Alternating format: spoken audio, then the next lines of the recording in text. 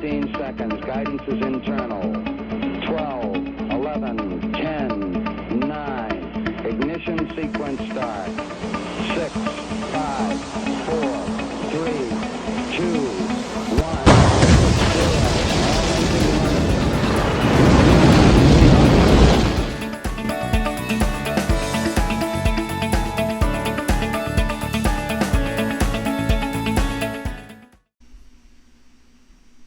Welcome back to Americans Talk FPL. I'm your host, Jason.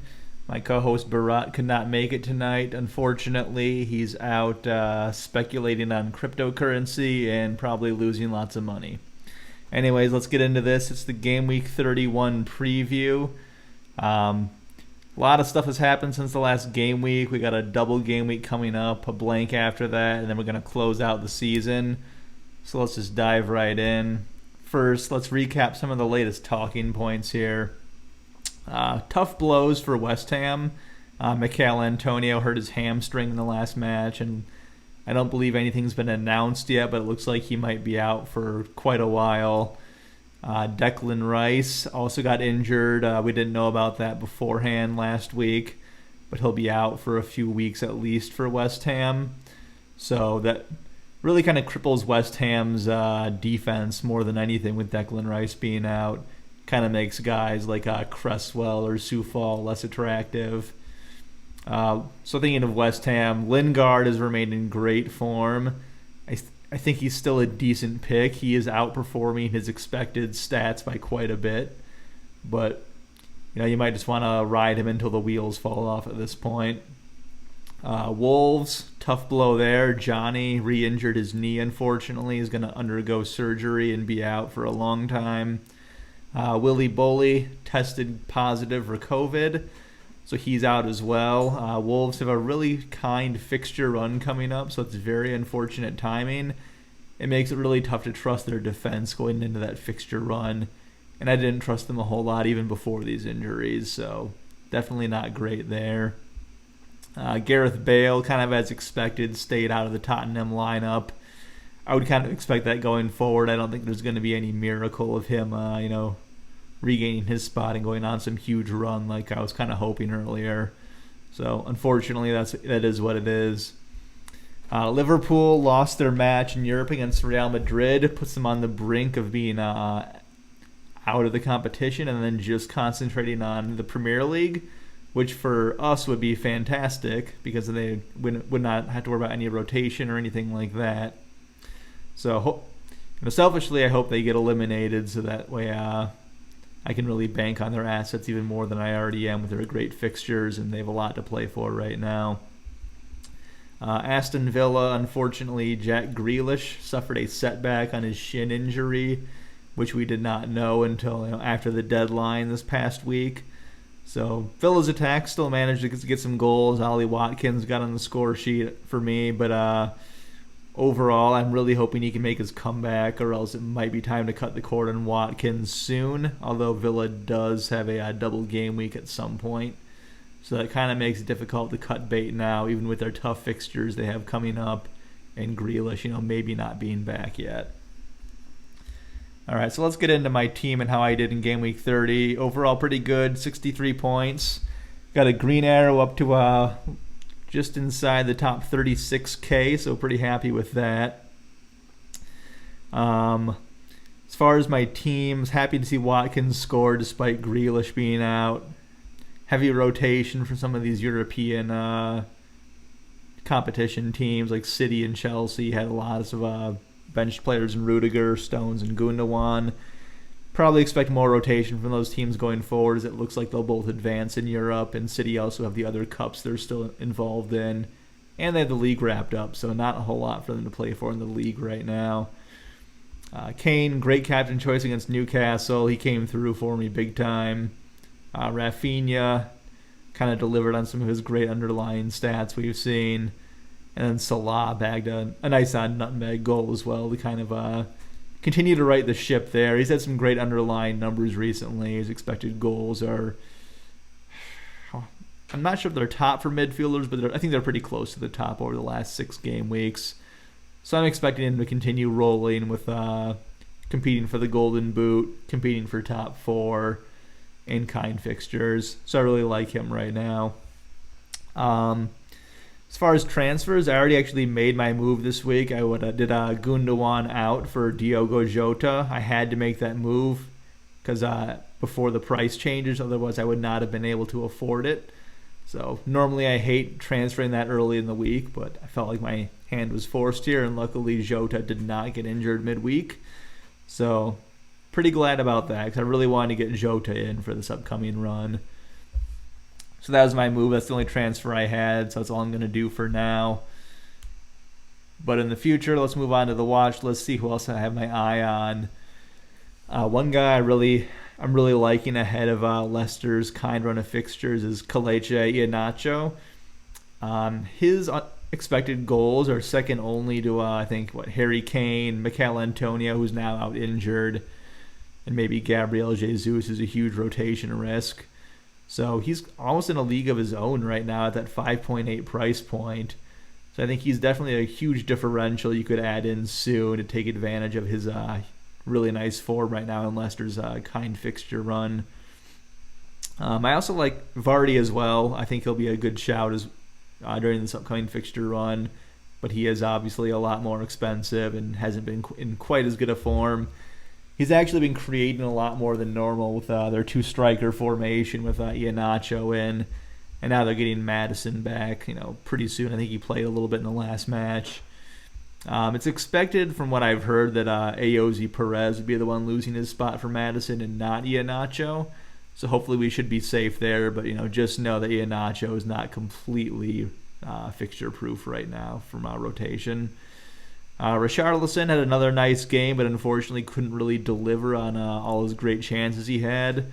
But I do like him a lot going forward, especially with Everton having a double game week at some point. I think he's a great target to have. I already mentioned I already got Diogo Jota in my team. I think he's probably my top midfield pick right now. That's 6.9. I do like Pedro Neto as a differential option. Like I said, I don't like Wolves defensively now with all those injuries, so maybe they'll be forced to play a little more attacking. So if they're going to get goals, Neto's likely involved. I just don't know how many goals they're going to score. So love the player, but I'm just not completely sold, so I just consider him more of a differential at this point. Lingard, I think I already mentioned. He is going to cool off at some point, I think. But while he's hot, it might not be a bad idea to grab him. So here's a look at the upcoming fixtures. So this almost takes us through the rest of the season. Arsenal have a pretty kind run. Obviously, they're still in the Europa League, so rotation is a risk. But they didn't have the best result against Slavia Praha, so maybe they'll be out of that and can only focus on the league, so we'll see. Chelsea do have a couple nice fixtures, 3 out of the next 4. Even that West Ham fixture is not that bad anymore with Antonio likely out. Same with Declan Rice. So I definitely like Chelsea right here. They look pretty good in Europe. They're probably going to advance, so rotation's always going to be an issue as it was before. But, with those fixtures, a guy like a Rudiger or Azpilicueta is pretty locked in. I like both of them a lot. Leicester, I think I mentioned, I have a really nice fixture run here. Starting with West Ham, it's not nearly as bad as what it was now that Declan Rice is out.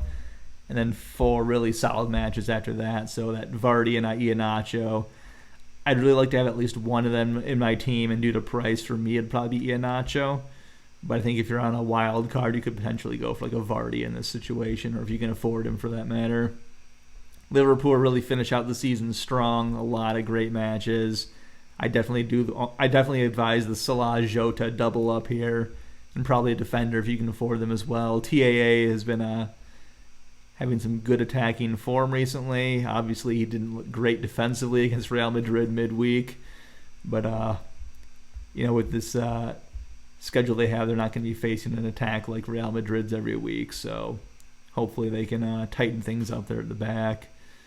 Spurs this week isn't great against Man United, but after that, they have the double, which I love for a Harry Kane captain or triple captain if you still have it. Then the blank, obviously, which we'll have to prepare for. And then they have a nice kind fixture run to kind of close out the season with a lot to play for as well. And now that they're out of Europe, rotation should not be an issue for like Kane and Son. And then finally, Wolves have a great fixture run, but like I said, with all their injuries and poor form they've had, I'm just really not high in them right now. But I think Pedro Neto is the best choice if you want to invest in them or get a differential pick there. So here's a quick Game Week 31 checklist. 5 great ways that I think we can get some green arrows here. First, just start preparing for that double Game Week 32 and blank Game Week 33. It's almost here. Just make sure you have Kane, probably Son as well. Then blank Game Week 33. Play a free hit if you need to. Get out of City assets. Do what you got to do to make sure you have a full 11 for that game week. Second, so who are the teams that kind of have the nice fixtures coming up? I really like Liverpool, Spurs, and Leicester as far as what assets to get into right now. So if we're going to get into them, who do we get out of? I'm a little wary about West Ham defense now. I own Aaron Cresswell. I can't really get out of him right now because I have other moves I need to make. But if I was on a wild card, I would probably go for someone else instead of him right now. With City, Pep already said expect huge rotation this week against Leeds, which is a great fixture. But unfortunately, when we don't know who's going to start, it's really tough to kind of plan for that. And really, from this point going forward, no one has any idea what City's lineup is going to be on a weekly basis. So for me, it's almost better to just get out of City now and invest in teams that still have something to play for and or good fixtures. So captain this week, I think Mo Salah is definitely the standout against Aston Villa. Villa's defensive numbers have dropped off a lot recently, and Liverpool's been kind of ticking up along with Salah having really nice underlying stats. He scored against Madrid midweek, scored last week in the Premier League as well, so he's got some form going for him. I think if you don't have Salah but you do have Jota could be an option as well, but if you have both, I would definitely go Salah, especially with him being on penalties. Leicester, they're up against West Ham, like I said, lost Declan Rice, so that kind of makes it less of a scary fixture for me, so I think Vardy could be a decent option. A lot of that's just due to some of the other great options not really having a great fixture as far as United and Spurs playing each other. I'm kind of staying away from that one, so that kind of takes Bruno and Kane out of the running. And then as far as City, they're up against Leeds, so whoever you pick, if you get the pick right, they're probably going to have some pretty nice points. But good luck predicting who's going to be starting and if you even own them. So I'm just going to stay out of that one, but I'm sure there are points to be had. But it's going to require a lot of luck to achieve those points. So that's why I would just stick with the Salah captaincy or Jota or Vardy probably this week. So kind of looking forward, who are my top recommendations over the next 4 game weeks? I think overall, Harry Kane with that double coming up is going to be fantastic. I'm going to triple captain him personally, assuming no injuries happen between now and then. Mo Salah is in great form. Liverpool have some great fixtures. I think he's going to be on fire and close the season out strong. And then Bruno Fernandes, the ever-present. It doesn't even matter what kind of form he's in. It seems like he's always going to get fantasy points one way or the other. And then who are my top 3 differentials? Last week I had Diogo Jota on here. His ownership has since climbed massively, so I can no longer consider him a differential, so he's off the list. So now I really like Kelechi Iheanacho. I think you already saw the kind fixture run. He's only 5.8. I think he could be a sneaky source of points for these next few weeks. Antonio Rudiger's pretty locked into that Chelsea lineup. Despite a training ground bust-up with Kepa, I guess they patched things up. It's all good there. So he was back in the lineup in the Champions League, so I think he'll be a fantastic source of defensive points over Chelsea's kind fixture run here. And then lastly, I have Pedro Neto. Like I said, I'm not huge on Wolves overall, but I do like the player a lot. So despite their limitations, I think he's a decent shout-out. I'm just not expecting huge hauls or anything. Just a nice steady production. So that leaves us with a quick update on the Americans Talk FPL Open Cup, who's in line for $100. At this point, Andromeda FC looks like they may have it all locked up. We'll see if there's any late runs from anyone else, but so far it's we're all kind of bringing up the rear compared to him, so congratulations on that. And that is all I have for you guys this week. Please tune in next week when we're going to kind of cover the double game week 32. Trying to think if there's anything else I missed here. Keep an eye on the European matches midweek next week as well. Those are obviously going to be very important, and make sure there's no injuries or see who advances, who gets eliminated. Other than that, though, have a good night, and I will talk to you guys next week.